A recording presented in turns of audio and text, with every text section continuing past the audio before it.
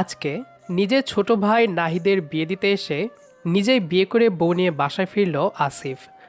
আসিফ কলেজের টিচার হিসেবে জব করে। ভেবেছিল ভালো একটা মেয়ে দেখে আগে নিজের ছোট ভাইয়ের বিয়েটা দিয়ে পরে আস্তে ধীরে নিজে বিয়ে করবে। কিন্তু বিয়ের দিন সব আত্মীয় স্বজন সহ নাহিদও বলল যে আগে আসিফ বিয়ে না করলে নাকি নাহিদ বিয়ে করবে না। অবশেষে তাই বাধ্য হয়ে নাহিদের বউয়ের ছোট বোন মিনাকেই বিয়ে করে নিল আসিফ। একই বিয়ের আসরে দুই ভাইয়ের বিয়ে হয়ে গেল। বিয়ের রাতে বাসর ঘরের দরজাটা বেশ জোরে সোরে খুলে ভেতরে ঢুকলো আসিফ। মিনা তখন মাথায় ঘোমটা দিয়ে চুপচাপ খাটে বসে আছে। আসিফ মিনার কাছে আসলো। তারপর মিনার ঘোমটাটা খুলে মিনার মুখটা নিজের মুখের দিকে ঘোরালো। আসিফের চোখে চোখ পড়তেই মিনা চমকে উঠল। মিনা অবাক হয়ে আসিফকে জিজ্ঞেস করলো, স্যার আপনি? স্যার মানে? কে তোমার স্যার? আপনি তো আমাদের কলেজের পদার্থবিজ্ঞানের টিচার আসিফ স্যার, তাই না? হ্যাঁ, কিন্তু তুমি কে? স্যার আপনি আমাকে চিনতে পারছেন না? আমি একদিন আপনাকে ডেকে জিজ্ঞেস করেছিলাম আপনি প্রাইভেট পড়ান কিনা।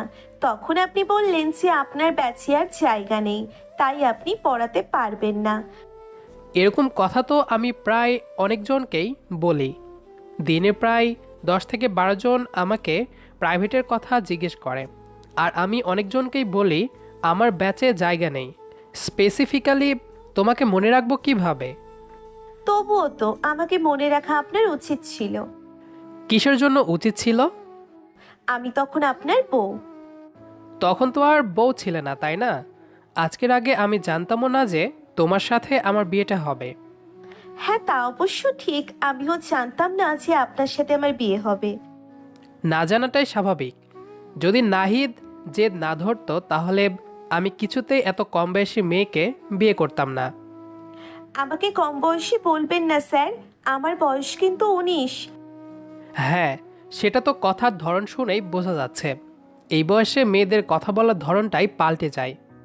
আরে আপনি তো বড্ড আনরোম্যান্টিক। কলেজে আপনাকে দেখে হট মনে হয়েছিল। তো এখন কি আর হট লাগছে না? হট তো লাগছে, কিন্তু রোমান্টিক লাগছে না। কেন? আমার কোন কথায় তোমার এমন মনে হলো?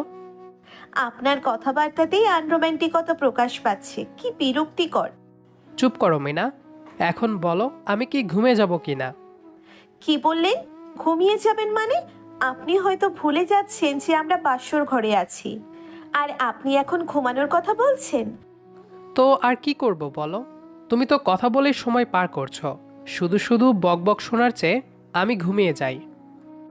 সম্পর্কে আপনি আমার টিচার হন ঠিকই, কিন্তু এখন যদি ঘুমান তাহলে একদম মেরে নাক ভেঙে দিব। তাহলে এখন আমার করণীয় কি? আমাকে আদর করা। বলেই মিনা আসিফের দিকে কিছুটা এগিয়ে গেল। আসিফও মিনার দিকে ঘুরল। তারপর ওরা একে অপরকে কিস করলো। কিস করার সময় যদিও আসিফের অনেকটা সংকোচবোধ কাজ করছিল, কিন্তু মিনা যেভাবে ওকে এক নিমিষে নিজের বলে মেনে নিয়েছে, এটা দেখে আর সংকোচ কাজ করেনি আসিফের।